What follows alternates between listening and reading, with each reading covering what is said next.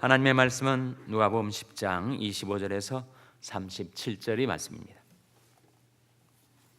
어떤 율법사가 일어나 예수를 시험하여 가로되 선생님, 내가 무엇을 하여야 영생을 얻으리이까?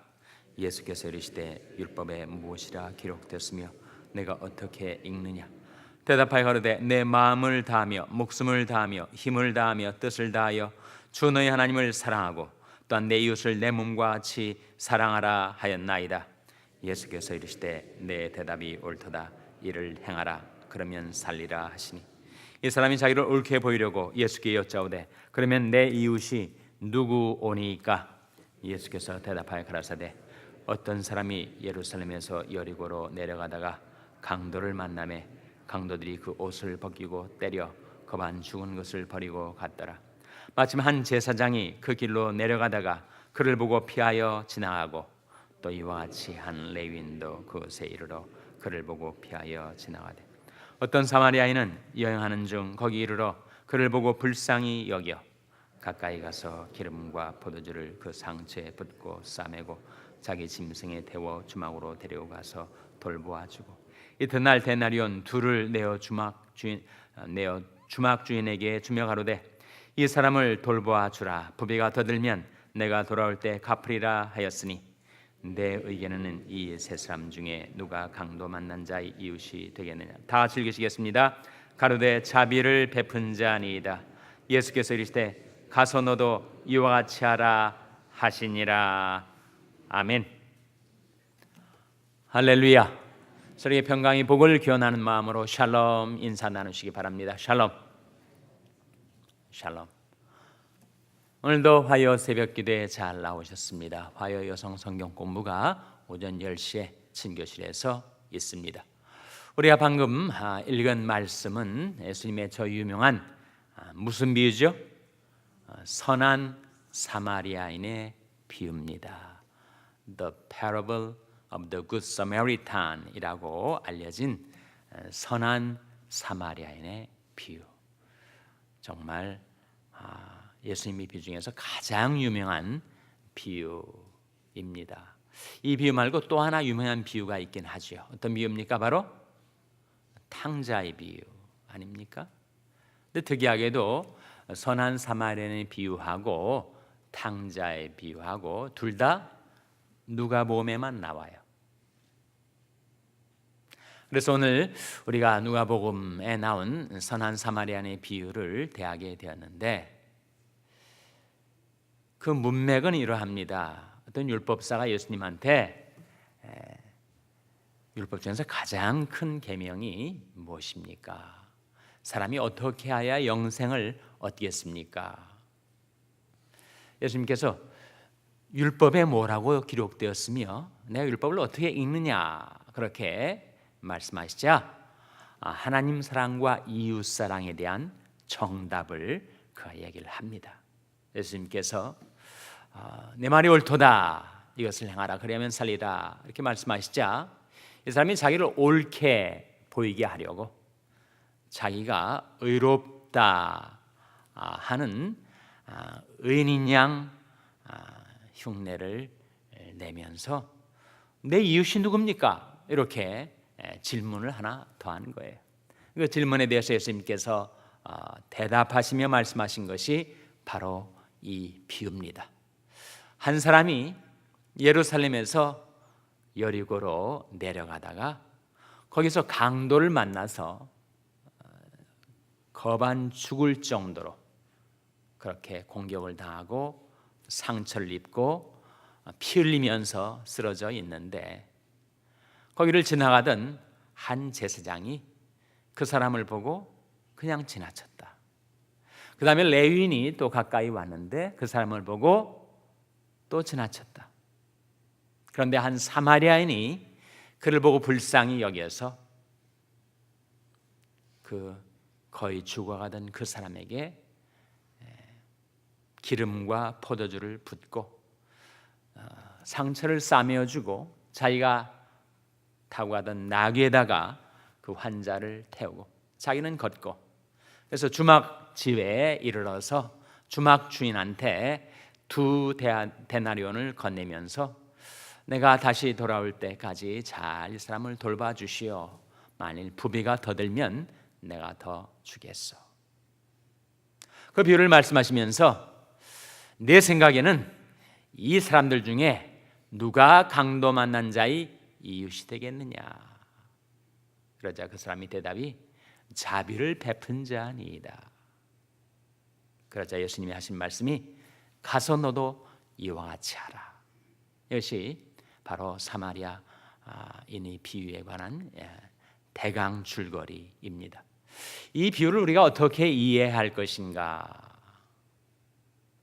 기독교 역사에서 많은 경우 이 비유를 알레고리로 이해를 했습니다. 알레고리는 풍유를 말하죠. 예수님의 비유는 패러블이라고 하는데 패러블로서가 아니라 알레고리로서 이 비유를 이해한 것입니다. 대표적인 것이 성 어거스틴의 해석이에요. 예수님이 비유를 풍유로 해석을 하면 어떤 해석이 나오는가? 어거스틴에 따르면 한 사람이 예루살렘에서 여리고로 내려갔다 했을 때 그 한 사람은 아담이랍니다. 아담. 그리고 예루살렘은 천상인데 인간이 타락을 해서 여리고로까지 추락을 하게 되었다. 그래서 강도를 만나가지고 거반 죽은 것 같게 되었는데 그 강도란 바로 마귀와 악한 천사들이다. 그런데 제사장도 그냥 지나가고 레위인도 지나갔으니 구약의 율법 제사장은 전혀 역할을 못하고 사람을 못 살렸다. 사마리아인이 가서 그 상처에다가 포도주와 기름을 부었다. 기름은 은혜를 가리키고 포도주는 회개를 상징한다. 나귀에다 태워가지고 주막으로 갔는데 그 나귀는 육신을 가리키고 예수님이 입은 인간의 몸, 성육신을 가리키는 것이다. 주막 주인은 바로 예수님이 다시 오실 때까지, 재림하실 때까지 죽다 살아난 그 사람을 돌봐줄 교회를 가리킨다. 주막은 교회를 가리키고 주막 주인은 누군가? 주막 주인은 누굴까요? 이 비유의 연장, 풍유의 연장에서 보면 쓰는 것을 사도들, 특별히 사도 바울이 교회를 돌보고 있으니까 주막 주인이라는 거예요. 건네준 두 데나리온은 뭘 가리키는가? 하나님 사랑과 이웃 사랑이 두 개며 또는 금생과 내생. 이 정말 죽어가던 사람이 금생의 생명도 얻고 그리고 내생도 얻고 두 가지 다 얻었다. 여러분 비유가 그럴듯합니까? 해석이 그럴듯해요? 이 풍유적인 해석이에요. 예수님이 하신 비유라는 것은 짧은 이야기인데 그 비유를 구성하는 짧은 이야기를 구성하는 각 요소들에 다 의미가 있다라고 보는 것이 알레고리입니다. 풍유적인 해석이에요. 상당히 무리가 있지 않습니까? 어떻게 나귀를 예수님이 육신이라고 말할 수가 있으며 주막 주인을 어떻게 사도 바울이라고 말할 수가 있겠는가? 예수님의 비유는 한 메시지를 우리에게 전달해 줍니다.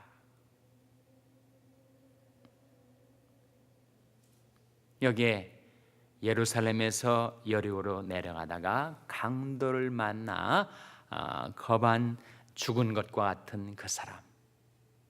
그 사람 바로 우리 인생을 가리키죠. 하나님을 떠나서 쓸쓸한 사막 가운데 정처 없이 방황하다가 죄로 망가진 인생. 비참하게 거의 죽을 정도로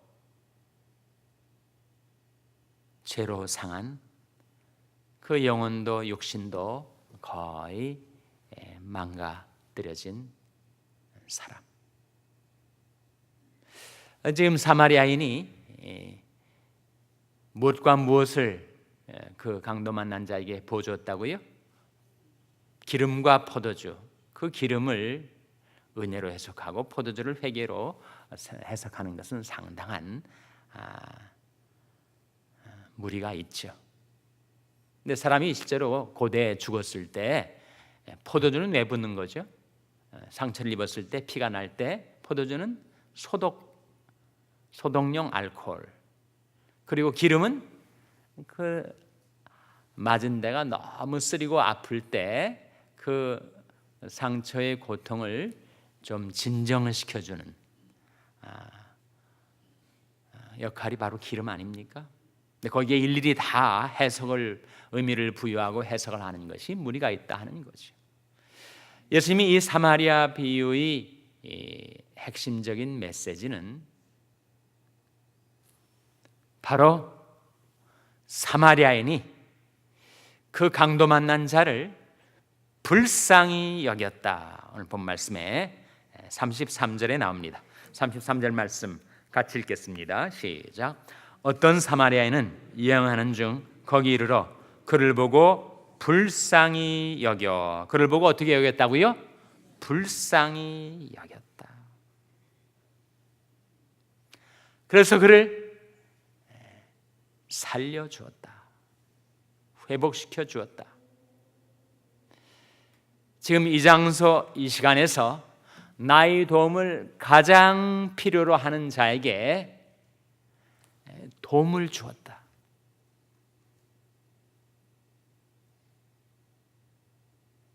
그래서 이 강도 만난 자를 우리 인생이라고 한다면 이 사마리아인은 누가 되는 겁니까? 제사장도 지나가고 레위인도 지나갔지만 그를 불쌍히 여겨서 그를 살려준 이 사마리아인은 누구를 가리킬까요? 바로 예수님을 가리키는 거 아닙니까? 실제로 예수님이 이 세상에 오셨을 때 유대인들 또 종교 지도자들이 예수님을 공격하면서 사마리아인이라고 비난을 했어요. 또 귀신 들린 자라고 비난을 했습니다. 예수님은 우리 인생을 불쌍히 여기셔서 우리를 고쳐주시고 회복시켜주시고 살려주셔서 하나님의 인자하심, 하나님의 긍휼, 하나님의 사랑을 우리에게 베풀어 주신 분. 그래서 이 비유 마지막에 예수님께서 그 율법사에게 누가 내 이웃입니까? 라고 물어온 그 율법사에게 예수님 뭐라고 대답하십니까? 바로 강도 만난 자 이웃이 누구겠느냐라고 하는 반문으로 대답을 하셨을 때 그가 용케도 정답은 또 다시 말합니다. 바로 강도 만난 자의 이웃은 누구라는 겁니까? 자비를 베푼 자니이다. 그때 예수님께서 그에게 뭐라고 대답하셨습니까? 가서 너도 이와 같이 하라. 본 말씀 37절 같이 읽겠습니다. 37절 말씀 시작. 가로되 자비를 베푼 자니이다. 예수께서 이르시되 가서 너도 이와 같이 하라 하시니라. 그것이 예수님이 패러블, 비유가 담고 있는 핵심적인 메시지. 누가복음의 특징이 바로 긍휼, 불쌍히 여김, 컴패션의 메시지를 담고 있습니다. 가장 그 강도 만난 자를 도울 수 있는, 또 도와야 할 제사장도 지나가고 레위인도 지나갔지만 유대인과 사마리아인 사이에 그 엄청난 간격을 넘어서서 그 긍휼을 가지고 그를 살려주었던 이 사마리아인, 그를 통해서 나타난 하나님의 인자, 하나님의 긍휼, 하나님의 사랑을 이 사마리아인 비유는 우리에게 보여주면서 그 사랑을 입은 너도 가서 그와 같이 사랑을 베풀며 살라. 이웃사랑에 관한 메시지죠. 과연 나의 이웃이 누구인가?